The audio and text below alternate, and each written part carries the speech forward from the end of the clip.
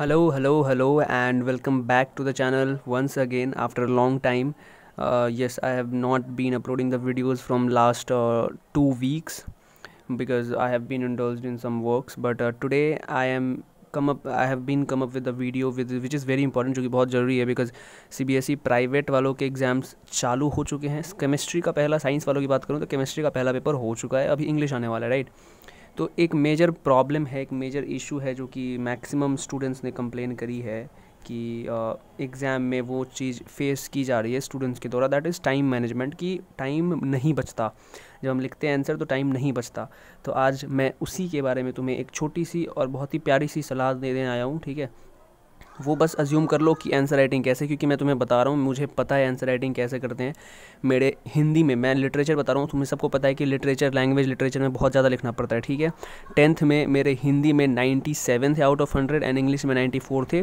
तो I know कि कैसे कम टाइम में, और वो पेपर मैंने पूरी की पूरी पेपर मैंने 1.5 घंटे में ख़त्म करी थी, ठीक है. और बाकी के 1.5 घंटे जब बचे थे उसमें मैंने रिवीजन किया और दूसरों की हेल्प करी जिसको ज़रूरत थी, ठीक है. तो तुम मेरे बातों पर विश्वास कर सकते हो. ये क्रेडेंशियल लेना ज़रूरी हो जाता है ना, ताकि एक बिलीफ हो जाए तुम लोगों को, है ना. तो बेसिकली क्या है कि अभी पहले होता था हमारा 3 घंटे का पेपर, ठीक है. लेकिन अभी क्या हो रहा है, अभी सिर्फ 2 घंटे का पेपर हो रहा है. और तुम अगर गौर करो तो पहले 3 घंटे में थे 80 मार्क्स, ठीक है. चलो 70 ले लो केमिस्ट्री के लिए, 70, तो अभी हो गए हैं 35, ठीक है. और अगर 80 थे तो हो गए 40. तो ये भी एक दोनों साइड बैलेंस की तरीके से कम हुआ है, राइट. नंबर, टाइम कम हुए तो नंबर भी कम हो गए. लेकिन फिर भी बहुत सारे स्टूडेंट्स का कहना है कि भैया मेरे पास टाइम नहीं बचता, मतलब लास्ट में आते आते रश हो जाता है ना. तो वो देखो, अगर मैंने जो भी एक आध क्वेश्चन पेपर मैंने केमिस्ट्री का क्वेश्चन पेपर देखा था, तो उसके हिसाब से जब मैंने देखा क्वेश्चन पेपर, तो आई थॉट कि ये ऐसा है कि अगर तुम्हें सब आता है ना, सब आता है किसी बच्चे को, मान लो आइडियल्स केस में सोच रहे हैं हम, अगर सभी क्वेश्चन्स के आंसर्स आते हैं किसी को, तो उसको नेक टू नेक ऑलमोस्ट 2 घंटे लग जाएंगे. उससे कम में वो कंप्लीट कर सकता है, बशर्ते क्वेश्चन आने चाहिए. क्योंकि अगर तुमने 4-5 क्वेश्चन में तुमको नहीं आता और तुम उसमें सोचने लग गए ना, तो तुम्हारे क्वेश्चन छूटेंगे. ये बात तो सही है. तो भैया अब इसको मैनेज कैसे करें, है ना. हाउ टू राइट, आपने कैसे लिखा था 10th में जो आपके इतने नंबर आए हिंदी और इंग्लिश में, और भी सब्जेक्ट्स में आए थे, मैथ साइंस में भी 90 थे. तो मैं बता रहा हूँ क्या है. सबसे पहले क्या करो, जब तुम्हें क्वेश्चन पेपर दिया जाता है 15 मिनट पढ़ने के लिए, है ना, उससे पहले एग्ज़ाम्स की टाइमिंग स्टार्ट नहीं होती है, ठीक है. तो उस 15 मिनट में तुम एक काम कर सकते हो. वो काम ये है कि पहले उन सारे क्वेश्चंस को टिक लगाओ. क्वेश्चंस पढ़ो पहले ध्यान से, तुम्हें पता चल जाएगा पढ़ते ही कि हाँ ये क्वेश्चन हो रहा है या नहीं हो रहा, इस क्वेश्चन का आंसर मुझे पता है, ठीक है. तो जिस क्वेश्चन में तुम्हें आंसर आता है, तुम्हें पता चलेगा कि हाँ इस क्वेश्चन का आता है, उसको टिक कर लो, ठीक है. टिक कर लिया. अब वैसे क्वेश्चंस ढूंढो जिसके आंसर्स तुम्हें आते हैं बट अभी याद नहीं आ रहा, उसको ऐसे सर्कल कर दो, ठीक है. और ऐसे क्वेश्चन जो बिल्कुल ही नहीं आ रहे, आउट ऑफ माइंड जा रहा है पढ़ने के बाद उसको क्रॉस कर दो. पहले ये काम करो, ठीक है. याद रख लेना, टिक सर्कल क्रॉस. टिक उसको जो तुम्हें पूरी तरीके से आता है, सर्कल उसको जिसमें तुम्हें डाउट है, बट ऐसा है कि मतलब तुम सोचोगे तो वो आंसर आ जाएगा. क्रॉस ऐसा है कि बहुत दिक्कत होगी उसमें, ठीक है. क्रॉस कर लो, तुम्हें एक आइडिया लग जाएगा ओवरऑल पेपर तुम्हें कितना आता है, ठीक है. All right.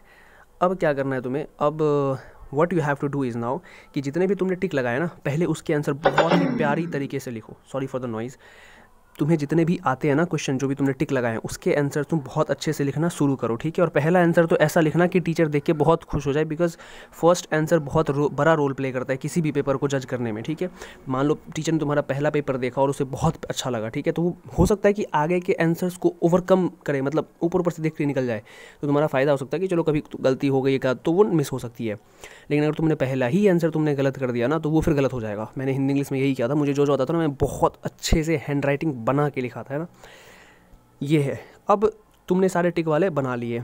अब जो तुम्हारे सर्कल है ना, उस पर फोकस करो, उस पर ध्यान दो, बहुत ध्यान दो. अगर आंसर याद आ गया तो उसको लिखो. अगर इन केस आंसर नहीं याद आया, ठीक है, तो उससे रिलेटेड कुछ लिख दो. छोड़ना मत. क्वेश्चन में बता रहा हूँ, क्वेश्चन छोड़ने में कोई भलाई नहीं है. उससे रिलेटेड कुछ घुमा फिरा के लिख दो जो तुम्हें आता है. अब ये हो गई दूसरी क्वेश्चन. अब एक ऐसा क्वेश्चन जो तुम्हें बिल्कुल ही नहीं आता, बिल्कुल कुछ भी नहीं आता, मैं बता रहा हूँ, उसको भी मत छोड़ना. क्योंकि छोड़ना तो ऐसे भी है, इससे बेहतर है कि कुछ लिख दो, है कि नहीं. बट रिलेटेड, ऐसा नहीं कि मतलब क्वेश्चन पूछा है रे ऑप्टिक्स से और लिख दिया भाई इलेक्ट्रिसिटी का आंसर, ऐसा नहीं करना है. मतलब रिलेटेड, कुछ भी रिलेटेड, 1-2 टर्म पकड़ो उस क्वेश्चन में, या तो क्वेश्चन को रिपीट कर दो, फिर उसके बाद अपने हिसाब से कुछ आंसर लिख दो. इससे क्या होता है ना कि चांसेस बढ़ जाते तुम्हें 1 आध नंबर मिल जाने के, समझ गए हो. तो इस तरीके से अगर तुम क्वेश्चन अटेम्प्ट करते हो तो डेफिनेटली तुम्हें अच्छे नंबर मिल जाएंगे. और पैनिक करने की कोई ज़रूरत नहीं है. सीबीएसई क्वेश्चन आसानी लेती है. एनसीईआरटी फॉलो करो, बहुत बहुत बहुत हेल्प करेगी, मैं बता रहा हूँ, बहुत हेल्प करेगी, ठीक है. तो that is it for the video. Hope तुम्हें पसंद आई होगी, और अगर तुम्हें इसी तरीके से और कुछ वीडियोस चाहिए तो कमेंट में बताओ। And thank you so much for watching this video. Have a good day, and अगर नए हो तो सब्सक्राइब करके जाना, ठीक है। बाय।